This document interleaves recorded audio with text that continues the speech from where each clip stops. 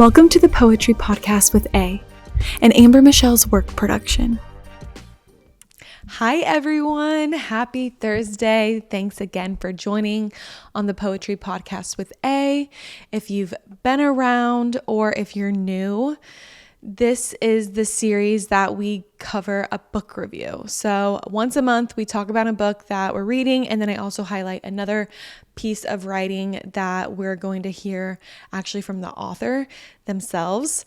So this is what the episode is really about. So we have two pieces that we're going to cover today, and they're both very unique inside their genres. So that will be a very interesting conversation, I think. And today I am feeling like I should go paint a house or something because of my outfit, but it is what it is. I just threw something on, gave little Murph here a walk this morning as always, and now after just kind of reflecting on our walk about these pieces of work that we're going to be discussing today, I'm excited to share with you. So the first one that we're going to be talking about is a book that came out recently, I would say. It came out in 2022, and it has been the number one New York Times bestseller, number one, and it is also a notable book of the year, and it's Lessons in Chemistry. Anytime that I was reading this book in public, and I actually was reading this book in very public places. It's hard to say. Oh my gosh, I'm a mess. Public places. I don't know why that tongue twisted me. But people would stop me and comment on the book of, oh my gosh, that book's going to be a movie. I heard it's going to be this, even though it's actually a television series, I think,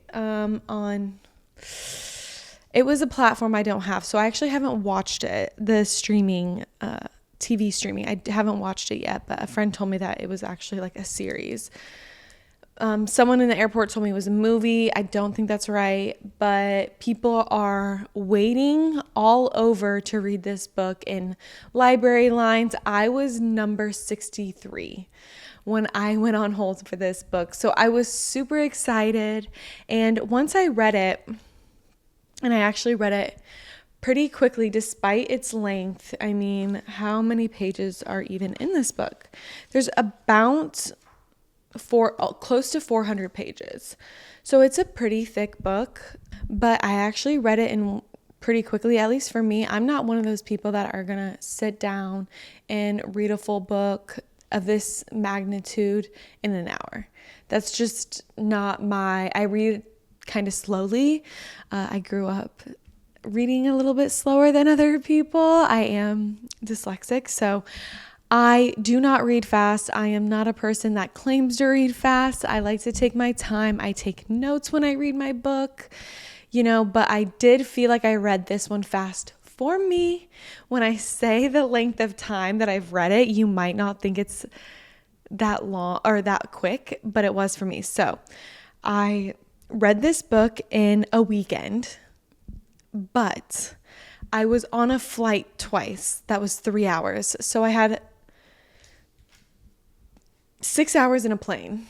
And that's how I read this book so quick. And that's kind of why I was reading it so publicly, is because I was traveling. I was in Boston also reading it. So I just got so much commentary on it. And it's kind of fun to see what books get commented on while you're in public. So that was just another sign of wow, okay, it's a TV series. People keep commenting on it. I really want to give my feedback on it. And this book we will be talking about in my book club here coming up soon, Bound by Books book club. And there is a lot of women in the book club. So I think this is going to be the perfect read for it. So Like I said, this book came out in 2022 and it still has all the hype, obviously. And I think that's fairly recent. I mean, I read books from like the early 1900s. So this to me is a fresh book, and it is a historical fiction, which you wouldn't really know it's a historical fiction until you get through most of it, just because there's so many different themes that make you think that it could be a different genre. But it really is a historical fiction about the times in the 1960s. And the themes within it are romance, love, motherhood. The biggest one is probably the woman empowerment element of this, how to face workplace discrimination. But the theme that really stood out to me the most was this love and romance theme that was kind of threaded throughout, because it was not your typical love story.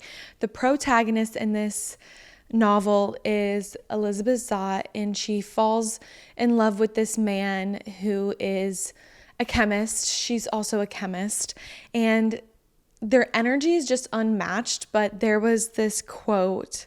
It was my favorite quote, and I know that this story wasn't fully based on the romance. It really wasn't. It was mainly based on this protagonist-antagonist storyline where Elizabeth, the protagonist, is up against this antagonist, which isn't necessarily a person, but it is the society of the 1960s, of how she is really discriminated against in the workplace by male colleagues, even some female colleagues, and just the overall society that she's living in is really going up against her because she's so stepping out of the norm. Just even the vernacular in this book is just like none other that I've read, because it's really speaking from this chemist point of view. It's written in third person. So with the protagonist, you hear a lot of her thoughts and the way she talks, and it's very chemist-like. So even her children or her dog kind of speaks like a chemist, and the person she fell in love with was a chemist. So they had chemist conversations. So it's very easy to read. It's not like every page is confusing, but it's just a unique use of language, which, you know, with this theme of the romance, and I'll get back to the quote that I really loved that is so simple, but it's just funny when the one thing's like what stands out to you. It's really early on in the book, but it was page 40, and the quote was, "They lay together like felled trees." They lay together like fallen trees. I wrote down felled trees, but I think it might have been fallen.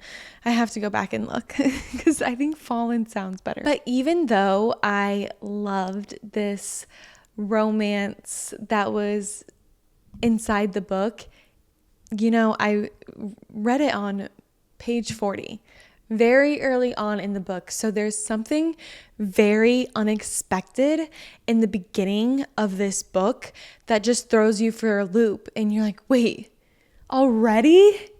How is this already happening?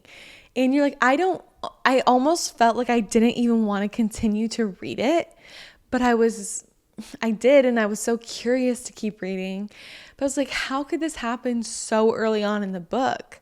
But the one thing that I will say, and obviously I'm trying not to fully give away what this big throwing for a loop is, but it's still this character, something happens really big to the character. One, it's not the main character, it's not Elizabeth, but it's a big character in the beginning. And you're like, how is the story going to go on without this person? but it does. It surprisingly does.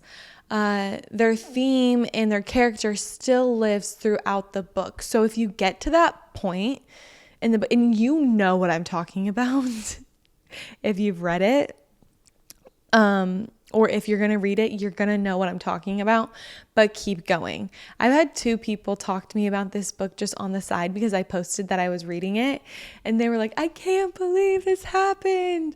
What the heck? And I'm like, just keep reading. Just keep reading. It is surprising, yes, that it happened so early, but it makes sense even farther down the line when reading it. So really, I would say like the overall storyline of this novel is with Elizabeth Zott, and she's a protagonist, like I said, and she is facing all these societal norms in the 1960s, and she just won't stand for them. She really carves a new path for herself in this lifestyle because in this life because she's smart and she knows it, and she will not let anyone tell her otherwise and even believe it. But it's a really big struggle when you're kind of up against the world.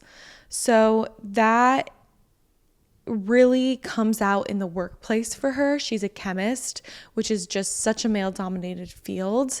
And then something happens with that job. She ends up getting on this television show where she is cooking, doing this cooking channel, and she really makes it about chemistry because cooking is chemistry. And through all of this, she is empowering women that are watching her on the TV set. She's empowering them to step outside their comfort zones so they can really do what they want to do with their lives. There are so many takeaways in this book, and I don't know if this is exactly a takeaway, but something that really sparked conversation in my life was that like I said, I was reading this in Boston, and I was with my mother-in-law, and she just randomly started talking about the Me Too movement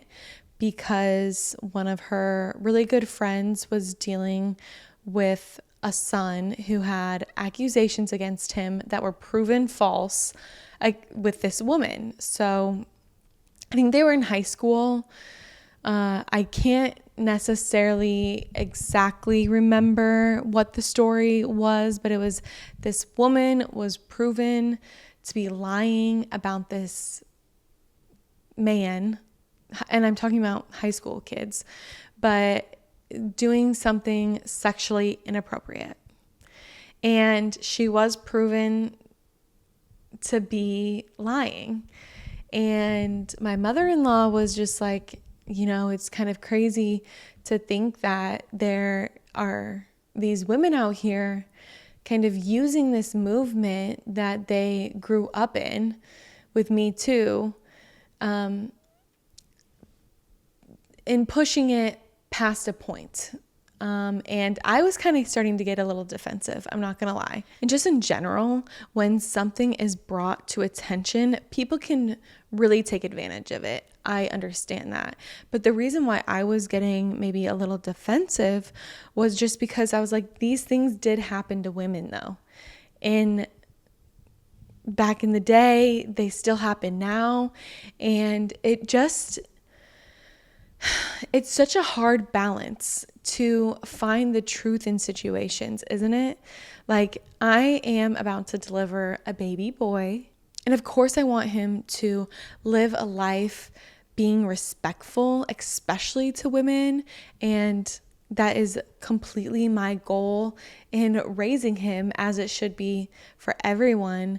But there does have to kind of be almost a really careful approach to how he's interacting with women. And that was kind of like my mother-in-law's point. It was just like, it's kind of sad that all these men have to just like really watch their back around women.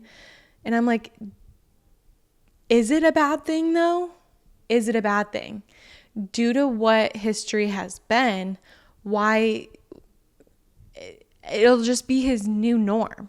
Like, he won't know a difference of, just really be careful, like, if not careful in a way to hide things, but just like, you need to be so careful with women because we are gentle, sensitive, and emotional creatures. And if you're not respecting that and you cross the line, then that is going to heighten the woman and into saying something. You know what I mean? And it's just such a hard conversation. I do think that people do take it past a point. I do think women in 2024, the year we are now, take things really far. And we also have to remember of like where we've came from, and from like the 1960s, things that happen on those extreme levels to where we are today. It has completely changed. I mean, there is a woman running for president in this election right now.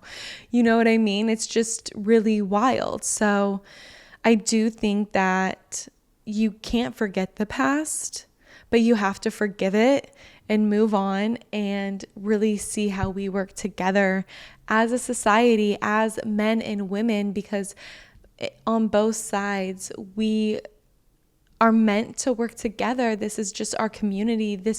We're only made up of two types of kinds of genders. Like, there's not that, we can't be so divided in that.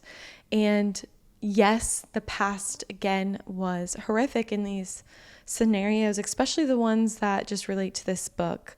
But how do we find that balance? And this question, it's so heavy that I'm not even sure if I'm doing it justice, but it is one that I'm really excited to bring to my group of women and to discuss it.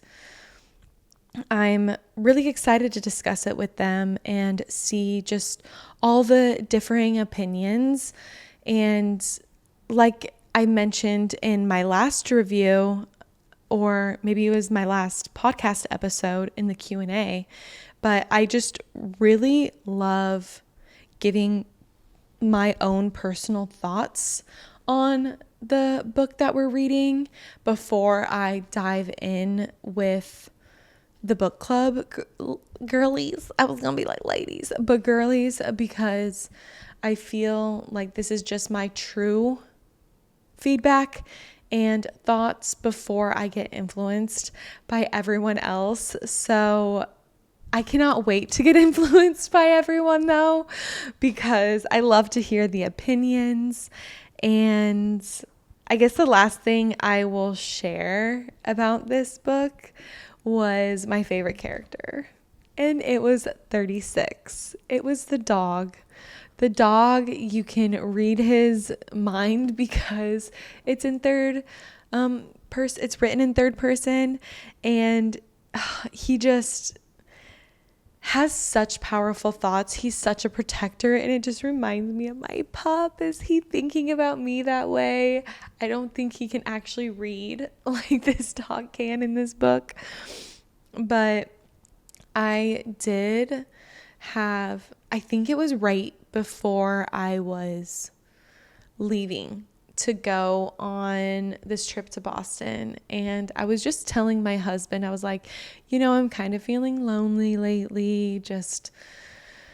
I had a lot going on, and there's nothing wrong with feeling lonely, but I was just expressing it to him, just because I've had a lot of change in my life, and I'm about to embark on even bigger change with the baby coming. So I was expressing that with him. And then that night when I was in the hotel room in Boston, I had a dream about my dog, and he could talk to me, and he was hugging me and giving me I'm yawning now thinking about my dream, but he was comforting me, and it was the sweetest thing. And I was just so thankful for that dream because, I watch a lot of horror films. I can have nightmares from them, which I don't mind. I actually just really don't mind at all. But I do have a lot of nightmares. So having this dream that was with my dog and he could actually talk to me, it was the sweetest thing. I was so thankful, and I hope that you all can have a dream as sweet as that one, because that dream honestly could have been my biggest takeaway of like, thank you, universe, for giving me that opportunity to just feel my dog's love. It was so cute. Okay. So that really wraps up our conversation in the book review of Lessons in Chemistry. Now I want to dive right over to who our guest speaker of the month is. And we are going to be chatting with Michael Smith. He's the chief editor of The Object, which is Kansas City's newest newspaper. And they like to say, their tagline is Kansas City's living eulogy to the printed word. What does that mean? So Michael has this mission of giving printed word the last leg of life. Like who's reading newspapers as much as they were back in, let's just say, the 1960s, things like that. So he's like, as long as we have these printing presses and availability to actively put ink on paper such as this, then I want to take advantage of it. And again, this is not your typical newspaper. And the reason why I say that is because it is filled with fiction writers, poets, screenplays, just really, really fun, out of the box writers that you typically wouldn't see in a newspaper. There are some elements of your traditional newspaper. There's crossword puzzle, there's comics, those types of things, but it is unlike anything I've ever read before. It is so unique. And kind of like the book Lessons in Chemistry, I just thought for a historical fiction, it stood out and it was written like nothing else I've read in historical fiction. So they both really stand out in their genres. So I thought they were kind of nice to pair together. And with The Object, I am just going to kind of flip through it while we kind of give this overview, just so I can share some elements in it. There's going to be another issue. So this issue comes out, again, very soon. Michael will state it in his episode coming out next week. But with this was the first issue that came out. So I just had to read it. And when I got this, I tried to go to local bookstores because that's where he's putting these newspapers. He's putting them in galleries, bookstores, places of those kind, libraries, maybe things like that, because it really isn't your typical newspaper. It is art. It truly is art. It's not journalism, it's art.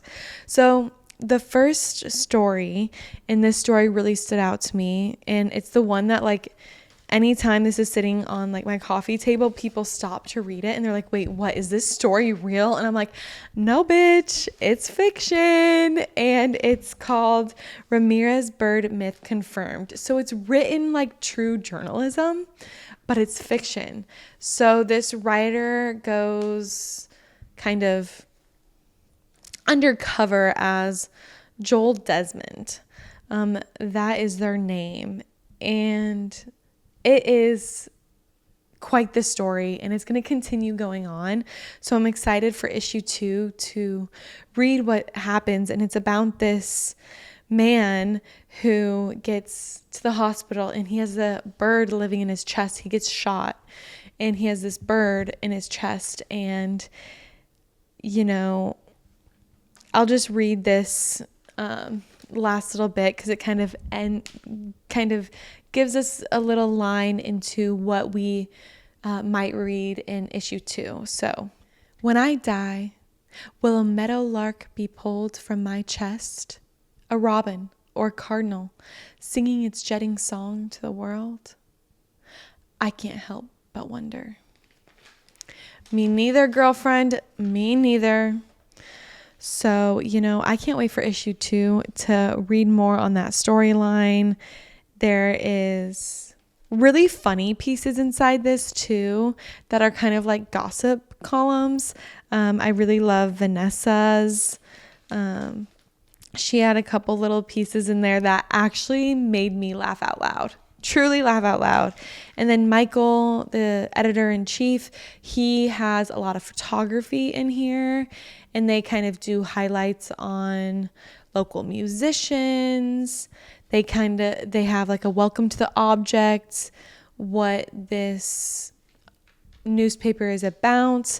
And my favorite absolute piece inside this entire newspaper was from Lexi Ramirez Dickens. Girl, I love you. And it's her poem, Review from Above. This is a poem that she actually read at my book launch. So when I read it, I was like, oh my gosh, I've heard this before. I've heard it. But it was something different to read it and see it on paper and then seeing it in its true form.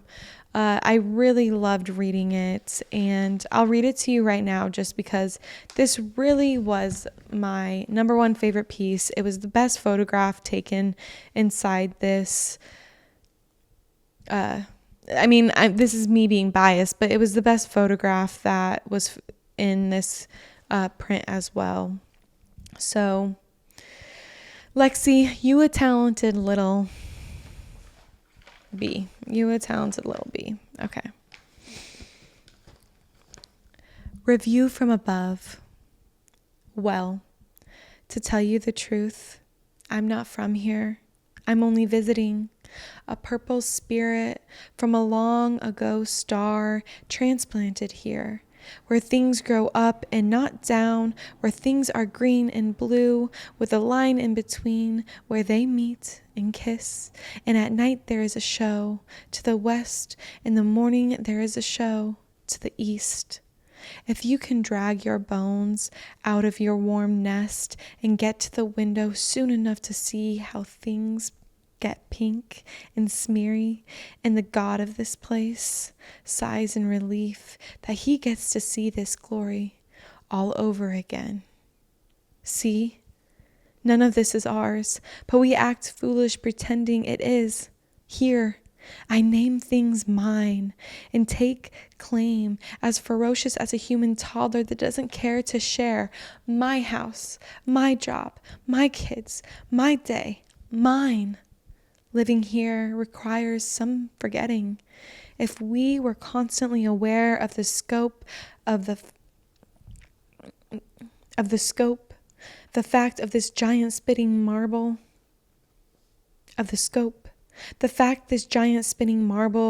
filled with woods and water and art and logic hanging in an inky pool of black, lit only by stars and other moons, we would never be angry at a barista for not adding the preferred sweetener to the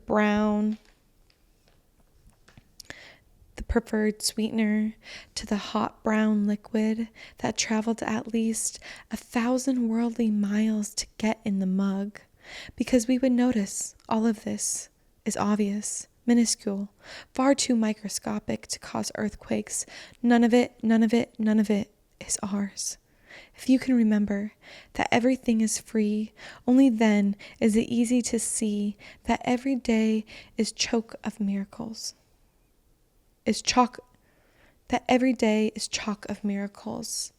Every lunch is lucky, every sister, every child, every Christmas isn't anything but extra bonus.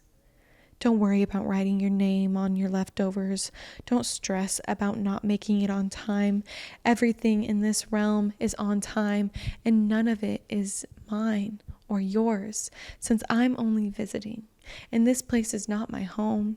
And here you rate things with stars. I give your music 5 stars for turning moments magic. Entropy. Entropy. Entropy.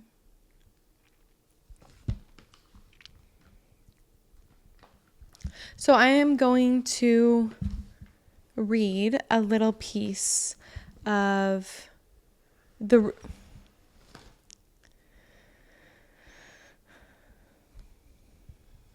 And again, this poem is called Review from Above. This is the photograph. I'm not sure if you can fully see it, but it's beautiful. It looks really good in black and white too. The contrast of the leading lines with the person about to dive into the pool, photographed looking up, and the dark contrast as well as the light sky and the dark bodies. Really beautiful. Okay. Well, to tell you the truth, I'm not from here. I'm only visiting. A purple spirit from a long ago star transplanted here, where things grow up and not down, where things are green and blue with a line in between, where they meet and kiss, and at night there is a show to the west, and in the morning there is a show to the east. If you can drag your bones out of your warm nest and get to the window soon enough to see how things get pink and smeary, and the God of this place sighs in relief that he gets to see this glory all over again. See, none of this is ours, but we act foolish pretending it is. Here, I name things mine and stake claim as ferocious as a human toddler that doesn't care to share. My house, my job, my kids, my day, mine. Living here requires some forgetting. If we were constantly aware of the scope, the fact of this giant spinning marble, filled with woods and water and art and logic, hanging in an inky pool of black, lit only by stars and other moons, we would never be angry at a barista for not adding the preferred sweetener to the hot brown liquid that traveled at least 1,000 worldly miles to get in the mug, because we would notice all of this is obvious, minuscule, far too microscopic to cause earthquakes. None of it is ours. If you can remember that everything is free, only then is it easy to see that every day is chock full of miracles. Every lunch is lucky. Every sister, every child, every Christmas isn't anything but extra bonus. Don't worry about writing your name on your leftovers. Don't stress about not making it on time. Everything in this realm is on time, and none of it is mine or yours, since I'm only visiting. And this place is not my home. And here you rate things with stars. I give your music 5 stars for turning moments magic. Entropy gets 1 star for working too hard. Art, 5 star for being the only thing new under this sun. Alcohol, 1 star for making us laugh and convincing us we need it. Wings, get 5 stars for trying. Butterflies, 4 stars for starting so humbly. Vacations, 2 stars for teasing us with freedom that already belongs to us. And poetry gets all the stars left for being the only honest thing here. Let's all just take a moment and give those snaps, baby. Lexi, in poetry, gets all the stars left for being the only honest thing here. Yes. Gosh, I love you, and I love that piece so freaking much. I hope I did a justice reading, but there are other beautiful things. There's memorials in here. There are very unique interviews, and they have a little section of a screen or a play script, more poetry. There's like a little sexy gossip column by Michael himself. I mean, just so many great little pieces. Oh, there's also a astrology section, which was so fun. I read mine and I read my husband's, and we both had a super fun time with that. So let's see. Okay, this is coming out in October. So let's read October's. Let's find it. And this is what we can end on for all those October babies out there. Oh my gosh, yes. Okay. This technically, I'm going to read Libras and Scorpios because they both kind of fall inside this month. And I want to read the Scorpio one because my son is going to be a Scorpio. So Libra, September 20th to October 19th is an air element. The symbol is scales. The planet is Venus. And the energy, the artsy friend who settles all the disagreements in the group. Oh, and they will do your makeup. They have heartbreaker written in their notebook. Okay, so Libras seem to be very like the peacemakers of the groups. And also just, oh, they have heartbreaker written in their notebook. I think they're just I think they are a little sensitive. Yeah. Okay, Scorpio. Their Scorpios are from October 20th to November 19th. My baby is going to be due inside that time. Element is water. The symbol is Scorpion. The planet is Pluto.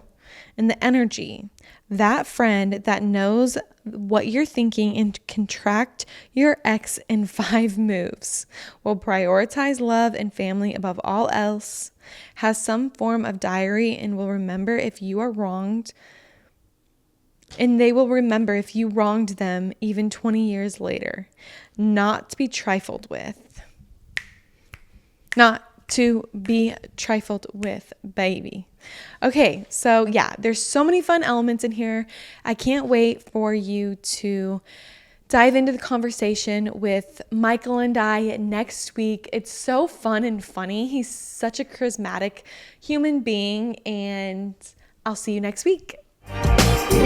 Thank you for tuning in to this week's episode. Leave me a review on your favorite listening channel, Spotify, Apple, or YouTube. I'd love to hear from you. Always with love, A.